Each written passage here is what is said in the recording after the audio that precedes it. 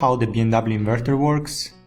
Today we'll teach everyone the functionament of BMW inverter. This is from 5 or 7 series. Let's talk about the outside plugs first. This is for the high voltage battery and the other connects to the 12 volt series battery.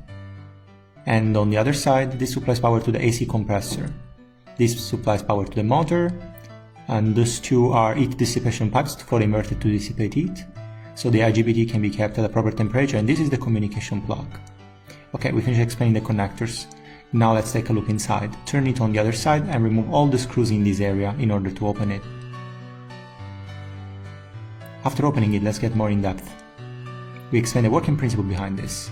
This has an high voltage battery with one positive pole and one negative. Come here on this side, there is a distributor here. This part is divided into 3 areas. This is an IGBT. It's converting direct current into 3-phase AC to power the motor. The high voltage positive and negative are here. This is IGBT. On this side there is supplying power to the battery. High voltage electricity from positive and negative poles through a transformer send an output of 12 volt. This is 12 volt plug, which means it goes to the series battery we mentioned before. This is the area where there is the communication, so the plug.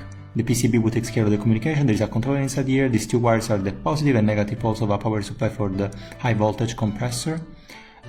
This is a high voltage, and on the outside is the compressor plug for the air conditioning, and this is how the entire inverter works. We explained the working principle. So did you already know about how the inverter works? Are you working on some DTC right now? Let us know in the comment section and we can discuss how to fix it together.